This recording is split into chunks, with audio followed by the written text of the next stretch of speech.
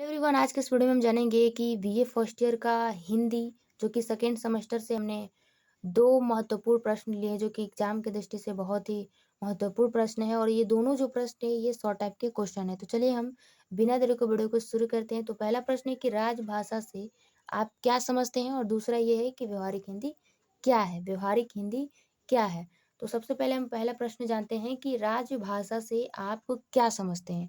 तो देखिए, जो राजभाषा है वो तब कहते हैं राजभाषा जब कोई भी देश हो, उस देश का संविधान जो है उस भाषा को प्रशासन की भाषा घोषित कर देता है। तो इस प्रकार की जो स्थिति होती है सभी औपचारिक कार्यों के लिए, तो इसी भाषा का प्रयोग अनिवार्य होता है। तो किसी भी भाषा की राजभाषा बन जाने पर यह बात प्रमुख नहीं होती है, ज़रूरी नहीं होता है कि लोग उस भाषा को भावनात्मक स्तर पर स्वीकारते हैं कि नहीं।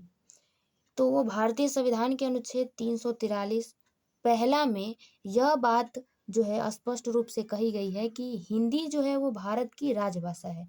और इस प्रकार से जो 26 जनवरी 1950 ईस्वी को हिंदी को भारत संघ की राजभाषा घोषित किया गया था, ये आपको पता होना चाहिए।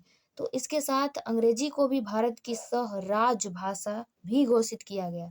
इसके अतिरिक्त संविधान की 8वीं सूची में देखेंगे तो 15 राजभाषाओं अब जो है वो 20 का भी उल्लेख किया गया है।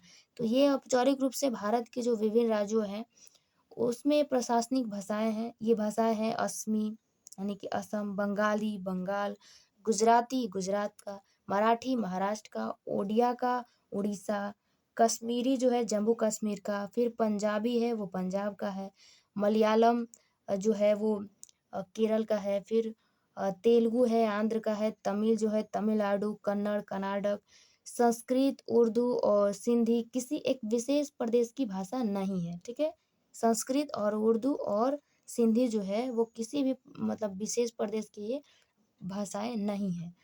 हिंदी बिहार, उत्तर प्रदेश, उत्तराखंड, हिमाचल प्रदेश, मध्य प्रदेश, दिल्ली, हरियाणा, राजस्थान, ये सभी जो है राज्य में, तो ये 8 राज्यों में ये हिंदी जो है ये राजभाषा है। ठीक है, तो इसको आपको ध्यान में रखना है।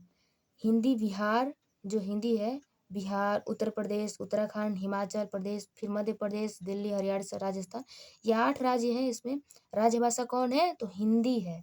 तो यहाँ पर यह ध्यान देने की बात है कि हिंदी और अंग्रेजी पूरे देश की सरकारी मतलब कि जो संघ या केंद्रीय सरकार की जो भाषाएं हैं, और हिंदी जो है वो 7 राज्यों की राजभाषा भी है। तो इस प्रकार के औपचारिक रूप से हिंदी भारत संघ की राजभाषा और 7 राज्यों की राजभाषा है। तो संविधान ने इन हिंदी जो है इसको भारत की राजभाषा घोषित किया।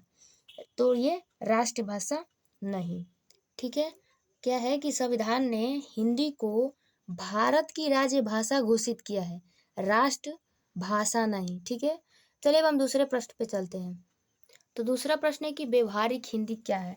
तो देखिए, आप हेडिंग डालेंगे कि व्यवहारिक हिंदी। नामकरण के साथ एक भ्रम ये भी जुड़ जाता है कि व्यवहारिक हिंदी का अर्थ ऐसी हिंदी से है जिसमें कि व्याकरण एवं सामाजिक आचरण के बजाय व्यवहारिक उपयोग पर अधिक बल दिया जाता है। व्यवहारिक हिंदी से मतलब यह है कि दैनिक जीवन में जो भी कार्य साधन के लिए प्रयुक्त की जाने वाली हिंदी ऐसी भाषा जिनकी संरचना में व्याकरण की अनिवार्यता के बजाय व्यवहारिक उपयोगिता अधिक हो। उसके विपरीत यानी कि उल्टा प्रयोजनमूलक भाषा में प्रशासन संपर्क या संप्रेषण आवश्यकता होता है। तो उसमें उच्चारित वाक्य जो है प्रयोग से लेकर लिखित वाक्य तक वो व्याकरण जो है वो सभी समस्त जो इसमें शुद्धता और सामाजिक भद्रता का आग्रह होता है। मतलब कि व्यवहारिक हिंदी की तुलना में प्रयोजनमूलक हिंदी संबोधन अधिक संदर्भ संगत, अर्थ गर्भित, लक्ष्य भेदी, स्पष्ट और सरल है। बहरहाल आज की बात करें, प्रयोजनमूलक हिंदी शब्द अंग्रेजी शब्द फंक्शनल लैंग्वेज के प्राय के रूप में प्रचलित और सर्व स्वीकृत हो चुका है। और अब यह प्रश्न उठता है कि आखिरकार इस प्रयोजनमूलक हिंदी से तात्पर्य यानी कि मतलब क्या है।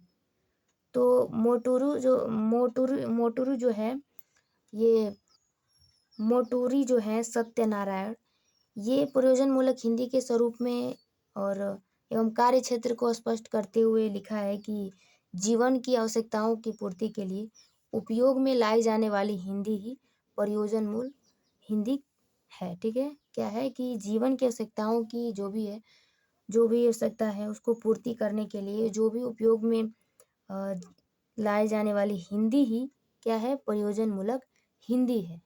तो उम्मीद करते हैं कि दोनों प्रश्न आपको अच्छे से समझ में आ गया होगा। तो चलिए मिलते हैं नेक्स्ट वीडियो में, तब तक के लिए जय हिंद।